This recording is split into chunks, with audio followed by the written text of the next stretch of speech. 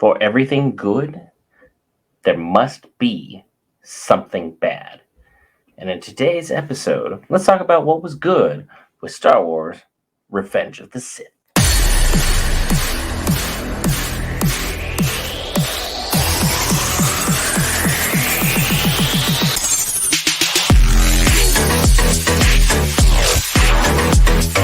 Hey guys, Brent here, back for Geek and back from Japan. I had an amazing trip. Tons of cool stuff happened. Got more Star Wars merch, because that's what we do here. If you're already subscribed to the channel, you already know the geek that I am. Could not resist, and I had a hell of a time there. But look, the reason you guys are here is you guys want to talk about Star Wars Revenge of the Sith. And look, this film is easily the best of the prequels, hands down, far and away, the best of the best. And while there are stuff that is wrong with it, I'll talk about that next Friday. But for this Friday, let's talk about what was good about it. So let's start out with some of the general basics. We'll talk about some audience score. We'll talk about some film gross. And we're talking about the stuff you guys really care about, such as the acting, the music, the story, the good stuff. Look, general basics, 7.6 out of 10 IMDb, 79% Rotten Tomatoes, 4 out of 5 on Common Sense, which is an 80, and a 92% on Google. Google users really, really love this film. And honestly, I can see why. But also, this film is Star Wars' second highest grossing film at the date of its inception in 2005. $868.4 million. Its budget was $113 million. So in all, $755 million gross, which is phenomenal. That's just profit right there, baby. Star Wars Revenge of the Sith, you deserved it. You went through a lot of stuff to get to this point in time because, we already talked about Phantom Menace. We already talked about Attack of the Clones. Both those videos are on the YouTube channel. You know where to find it. It's all there for you.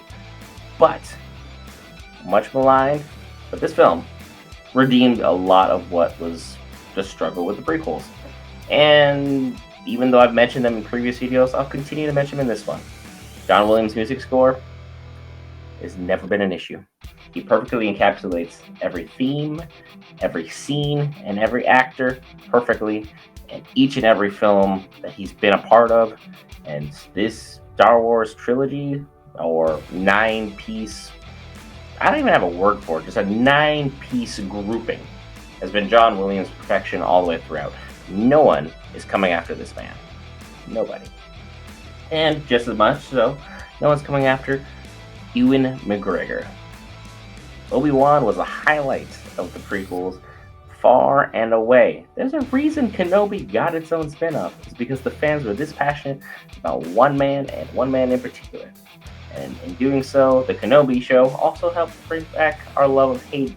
Because, well, Hayden's acting at the time has taken a lot of heat. Myself, being one of those people, gave him tons of heat for that. However, in time, things have been rectified that we'll talk about next week. What we need to talk about, though, is the writing for this film. And overall, this film's writing began even before Attack of the Clones premiered. Before the movie even came out, George Lucas was already working on writing this film. He was that eager to get into the end of this because he wanted to put a nice little pin in his trilogy, make it stand out for the masses. And ultimately, this story was easily his best of the prequels, just far and away. And sure, we got tons of other great stuff, spin-offs and other things involving his universe in between certain films. This one was phenomenal. This easily told Anakin's story the best. He had the most character growth, you truly felt for him, you truly understood where he was coming from, and while his actions were extreme, you could easily understand why someone who has been ostracized from his community, trumped up to be the greatest thing that's ever happened to this order that can ever exist, you fall madly in love with someone who you thought was completely out of your dreams in a completely forbidden and illegal relationship for many reasons. Now you fear that you're ultimately losing her after you married her, got her pregnant, and are now fighting to save the galaxy. All this pressure and weight of the entire order is on your shoulders. And now you start having nightmares about her dying in childbirth. Yeah, there's going to be some extreme reactions on this from what was an already unstable character, just due to so many things going on. If you guys like that topic, leave thoughts in the comments below. I'll make a separate video if there's enough comments pertaining to that. But look, Anakin's arc was easily the best told in this film.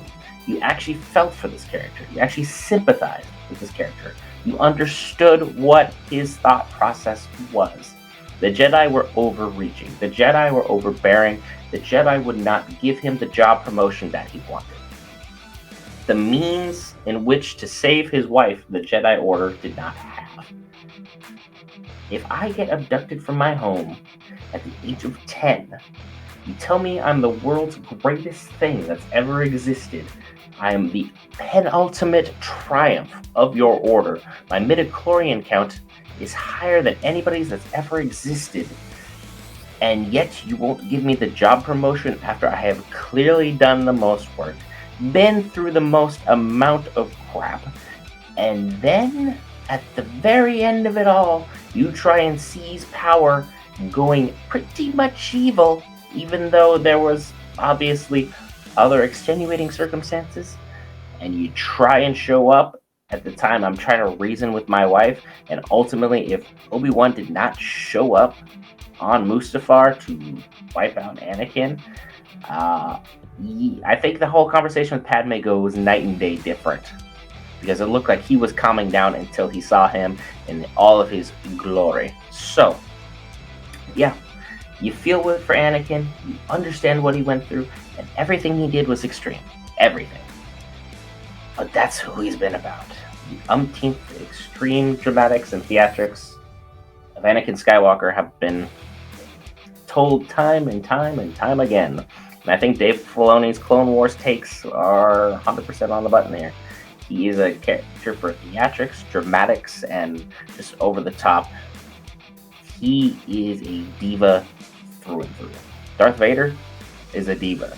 The sooner you accept that, the better the character is written. And while we're talking about Dave Filoni, even though he had no part in this, let's talk about Order 66.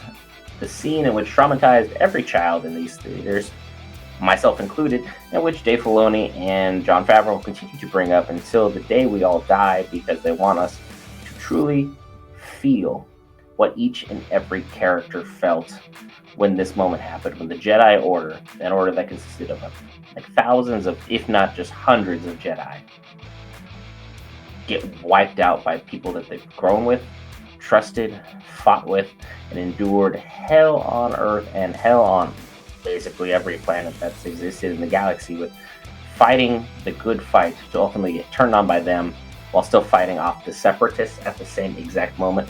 There's a reason so few Jedi were able to survive this moment. And seeing Yoda go through the emotional turmoil that this went through truly showed the depths in which Star Wars can go when told properly. And I think this Order 66 scene is easily the one that resonates the most with the fans. It has that emotional impact that you wanted from Star Wars. It's definitely not Luke, I am your father, but it's one of Star Wars' better moments, and it's something fans can look at and be like, this is why we're fans. This is why we believe. This is why we're passionate about this IP, about this project. And as well, with Star Wars fans talking about things that we know and love. Look, the lightsaber dueling in this film is the best of any film. I don't care what anybody says. Anakin, Hayden Christensen, did some of the best saber work, period. His duel with the late, great Christopher Lee was exceptional. The book told it best. Anakin had to achieve oneness in the Force, aka the Force and him are perfect. Everything is balanced, aligned, and he's striving the perfect line, aka he had to be perfect in order to beat Count Dooku, because Dooku was so strong both with the Jedi side and with the Sith side. The Sith side was honestly criminally underrated amongst fans in my mind, and well, he was an excellent saber master, one who could rival, you know, Yoda, because we saw Attack of the Clones. It was pretty dang close up until the end. He started being worn out just due to his age and the fact that he just finished doing Anakin and Obi-Wan and then has to handle Yoda afterwards. Now he just takes out Obi quickly and now has to take Hayden on, and Hayden ultimately was able to pull this off because Anakin just achieved perfect oneness in the Force and the perfect combo for the kill. And while we're talking about that perfect combo for the kill, Anakin attempts that same exact combo on Obi-Wan later on in the duel on Mustafar, which is the highlight of this film. The scene in which their passion, their brotherly love, and their hatred for everything that has torn them apart comes to a head. And you can tell they still love each other even though they're currently hating each other in these exact moments. This is brotherly love summarized. And that duel, and the music, the background, the theme, George Lucas, I rarely say he nailed something perfectly. This was it.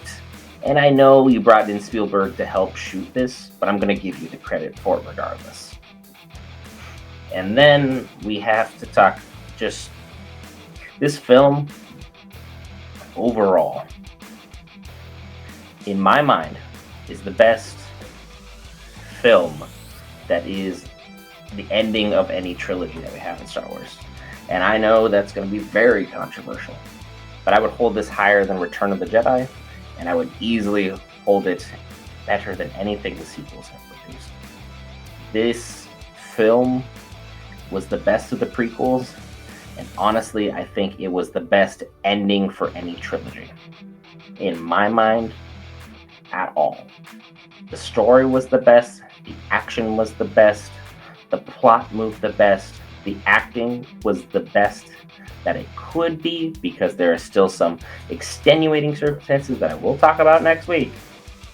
But overall, I think Star Wars Revenge of the Sith is one of the best films in Star Wars. Hit me in the comments with your thoughts. Be sure to like, dislike, comment, subscribe. Hit all this up. Help that algorithm. Feed that hungry YouTube algorithm. Help us grow and learn what we can do better for you, the viewer. I'll see you in the next one.